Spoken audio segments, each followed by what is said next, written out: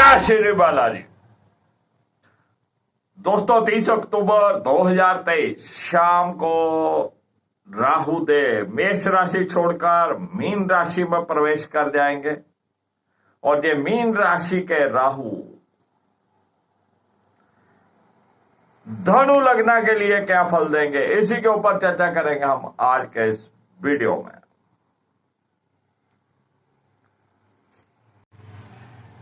ये राहु का गोचर जो कि मीन राशि में हो रहा है, और राहु का जो गोचर जो है इसकी चर्चा हम ज्यादा इसलिए कर रहे हैं क्योंकि कम से कम ये 1.5 साल 18 महीने एक ही राशि में रहते हैं, और 18 महीने एक ही राशि में रहने से ये बहुत बड़ी उथल पुथल कर सकते हैं।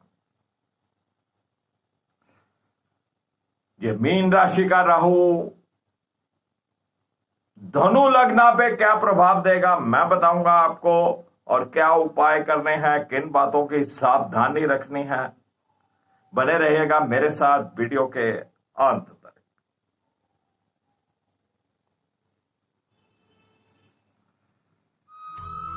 मैं राकेश वशिष्ठ आप सबका स्वागत करता हूं। बात करने वाले हैं राहु के मीन राशि में गोचर की, और ये धनु लग्न के लिए क्या प्रभाव देगा। पिछले 1.5 साल से जो राहु की स्थिति रही थी वो धनु लग्न के पंचम भाव में रही थी, और धनु लग्न के पंचम भाव में बैठकर विद्यार्थी वर्ग के लिए बहुत परेशानियां पैदा करी। कंसल्टेशन नहीं बनने दी, संतान की तरफ से कुछ ना कुछ उतार चढ़ाव देखने को मिले, और पंचम भाव से ही राहु की जो दृष्टि थी वो नवम भाव के ऊपर रहती थी। धर्म कर्म के कार्यों में भी कहीं ना कहीं आपका मन नहीं लग रहा था। पिताश्री की सेहत में समस्याएं चल रही थी, और यहीं से ही लगन पर भी दृष्टि थी राहु की, जो कि सेहत में भी बहुत उतार चढ़ाव देती थी, नेगेटिविटी देती थी, नजर लगने जैसा दोष हो जाता था। अब इन सारी बातों से आपको मुक्ति मिलने वाली है। बृहस्पति देव अकेले रह जाएंगे मेष राशि में। संतान पक्ष से आपको कुछ न कुछ अच्छी खुशखबरी सुनने को मिलेगी, और जो पति पत्नी संतान की इच्छा रखते हैं उनके लिए भी समय अति उत्तम है। ये बृहस्पति देव की स्थिति संतान प्राप्ति भी करवाएगी, और विद्यार्थी वर्ग जो पिछले 1.5 साल से अपनी स्टडीज में मन नहीं लगा पा रहा था, वो अपनी आउटपुट नहीं निकाल रहा था, अब वो निकालेंगे अपनी आउटपुट। अब लगेगा उनका मन स्टडीज में। प्रेम प्रसंग के मामलों में भी जो पहले अनबन चला करती थी, डिस्प्यूट पैदा करती थी, अब ये स्मूथ हो जाएगा, और जो अपने लिए प्रेमी या प्रेमिका की तलाश कर रहे हैं धनु लगन वाले, उनको बहुत ही अच्छा साथी मिलने वाला है। प्रेम प्रसंग के मामलों में बहुत ही अच्छा रहने वाला है। तो हर तरफ से भाग्य साथ देने लग जाएगा। धर्म कर्म के कार्यों में आपकी रुचि लगने लगेगी, सेहत पहले से बेहतर हो जाएगी। तो ये राहु बदल गए हैं, तो जो नेगेटिव उसका असर था वो अब पॉजिटिव हो गया है। लेकिन राहु की स्थिति धनु लग्न के चतुर्भाव में रहेगी 1.5 साल, और ये चतुर्भाव होता है हमारे परिवार का, हमारे सुख के साधनों का, हमारे व्हीकल का, आम जनता से, पब्लिक से संबंधित। तो राहु की स्थिति अब चतुर्भाव में, तो कहीं ना कहीं मन के ऊपर कुछ ना कुछ बोझ रहने की संभावना है। माता श्री की सेहत में उतार चढ़ाव रह सकते हैं, या माता श्री के साथ कुछ ना कुछ अनबन हो सकती है। और अगर आप किसी भी प्रकार का कोई प्लॉट लेना चाहते थे, घर लेना चाहते थे, या आप कोई व्हीकल लेना चाहते थे, तो उसमें कुछ ना कुछ विघ्न बाधाएं उत्पन्न करेगा ये राहु, उसको डिले कर देगा।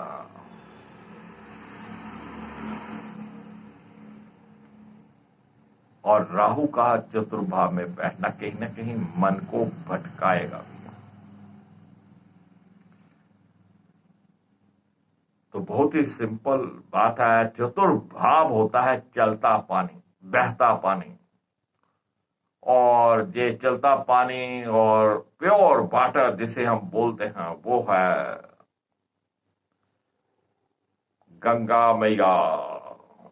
तो जिनके भी धनु लगन के चतुर्भाव में राहु देव आ रहे हैं, तो एक बार गंगा स्नान जरूर करके आइए, और उसके बाद आप अपने घर में कुछ गंगा जल रखिए और प्रतिदिन अपने ऊपर गंगा जल का छींटा जरूर लीजिए, ताकि आपका मन बैलेंस में रहे, मन भटके नहीं, और जो भी घर की सुख सुविधाएं हैं, परिवार के से सुख है, वो आपको मिलते रहे, उसमें कुछ रुकावटें नहीं आए।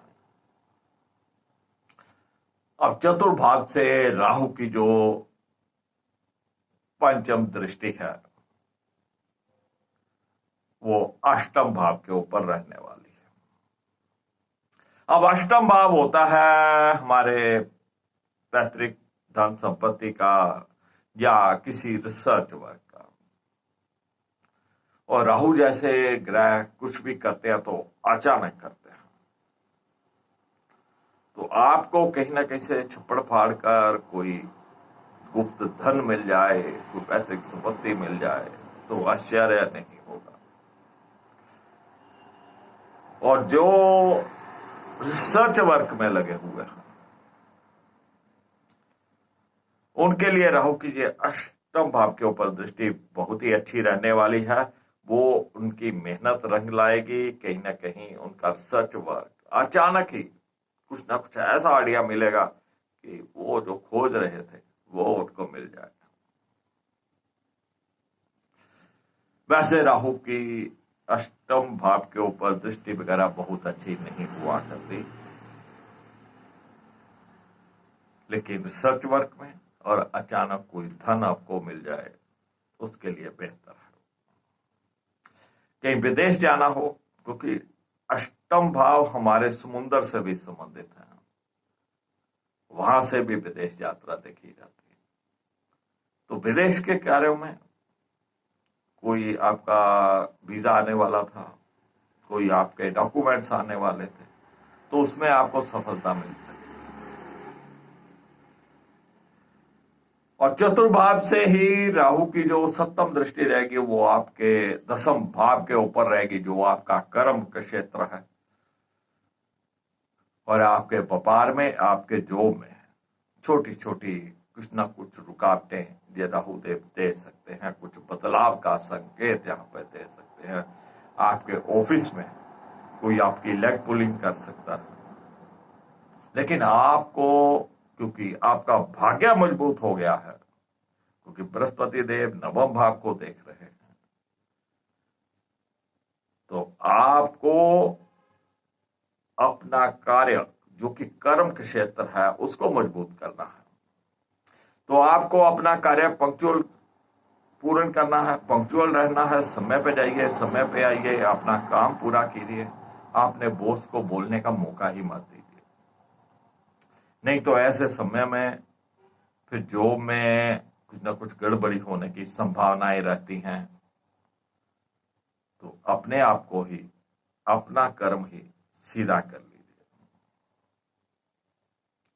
और व्यापार की दृष्टि में भी कुछ ना कुछ उतार चढ़ाव चलते रहेंगे, लेकिन अगर आप इंपोर्ट एक्सपोर्ट का कार्य करते हैं, इंपोर्टेड वस्तुओं को बेचने का कार्य करते हैं, तब ये कहीं ना कहीं आपको लिए लाभ की स्थिति हो सकती है। और चतुर्भाव से ही राहु की जो नवम दृष्टि रहेगी वो 12वें भाव के ऊपर रहेगी, और 12वां भाव होता है हमारी रात की नींद का, हमारे बेड कंफर्ट्स का, हमारे खर्चों से संबंधित। और राहु जैसे ग्रह का वहां पे देखना आलतू फालतू के कार्यों में, खर्चों में आपका खर्च बढ़ाएगा। अननेसेसरी खर्चे आपके ऊपर हो सकते हैं। और ये 12वां घर भी सरकारी दंड से संबंधित भी है, तो किसी प्रकार का कोई जुर्माना, चालान आपको भुगतना पड़ सकता है। इन सब चीजों से बचने के लिए कोई भी आपका सरकारी बिल आता हो, जैसे पानी का बिल आता है, जैसे सीवरेज का बिल आता है, या इलेक्ट्रिसिटी का बिल है, इसको थोड़ा लेट जमा करवा दीजिए। जो 20, 25, 50 रुपए जुर्माना लगता है वो पे कर दीजिए, ताकि आप किसी बड़े जुर्माने से बचें। और बेड कंफर्ट्स को जो खराब करेगा, रातों की नींद आपकी उड़ा देगा। और जो रातों की नींद उड़ेगी, उस समय को जो आपको नींद लेट आएगी, मान लीजिए आपको नींद 2 बजे के बाद आ रही है, तो जो 10:30, 11 बजे से लेकर 2 बजे तक का समय है, इसको कुछ रिसर्च वर्क में लगाइए। आप व्यापार में हैं तो थोड़ा रिसर्च करिए व्यापार के बारे में, कोई प्लानिंग बनाइए कैसे आपको क्या करना है। वो जो आप प्लानिंग करेंगे, वो जो आप खोज करेंगे, वो आपके काम आएंगे। तो 12वें भाव में राहु की दृष्टि रहने से बहुत अच्छा तो नहीं है, थोड़ा नींदें उड़ेगी, खर्चे अधिक हो जाएंगे। लेकिन विदेश से संबंधित कोई कार्य आपका रुका हुआ था, या कोई वीजा आने वाला था, कोई आपने डॉक्यूमेंट्स आने वाले थे, कोई फाइल लगा रही थी, इन सारे कार्यों में बढ़ोतरी होगी, वो आगे बढ़ेंगे। तो विदेश यात्रा भी हो जाए, कोई आश्चर्य नहीं है, क्योंकि चतुर्भाव का राहु घर परिवार से दूर तक करता है, और विदेश यात्रा होगी तो घर परिवार से दूर जाएगी। तो राहु का यह गोचर कुल मिला के मध्यम सा रहने वाला है। लेकिन जो पिछले 1.5 साल से धनु लगन के लिए जो समस्याएं चल रही थी, उन समस्याओं से निजात मिलने वाली है। धार्मिक रहिएगा, धर्म कर्म से जुड़ के रहिएगा, भाग्य आपका साथ देगा।